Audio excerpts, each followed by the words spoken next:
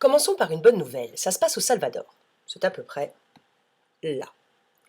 Des hommes politiques ont décidé d'interdire toute extraction d'or ou d'autres minerais au nom de la sauvegarde de l'eau, c'est un petit pays, des grandes montagnes et de fragiles réserves en eau, mais aussi au nom du climat. Et un homme politique a même dit que c'était non seulement pour les Salvadoriens, mais aussi pour le monde entier qu'il prenait cette décision.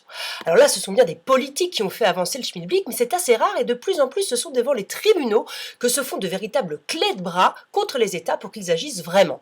Alors c'est vrai pour la pollution de l'air en Grande-Bretagne, c'est vrai pour la gestion des déchets en Italie, pour les décharges dangereuses en Grèce par exemple, et en France pour ces eaux nitratées. Jusqu'en Inde, où une cour de justice vient de reconnaître à 2 fleuves le statut d'entité vivante ayant le statut de personne morale. Et enfin, en Nouvelle-Zélande, récemment, la personnalité juridique a également été accordée à un fleuve, bon, certes par le Parlement, mais après 150 ans de bataille. Alors pour faire bouger les États devant l'urgence climatique, eh bien c'est la même chose et ça commence à bouchonner dans les prétoires en Belgique, en Suisse, au Pakistan, en Norvège, au Nigeria, et même en France, il y a quantité d'actions juridiques qui sont en cours.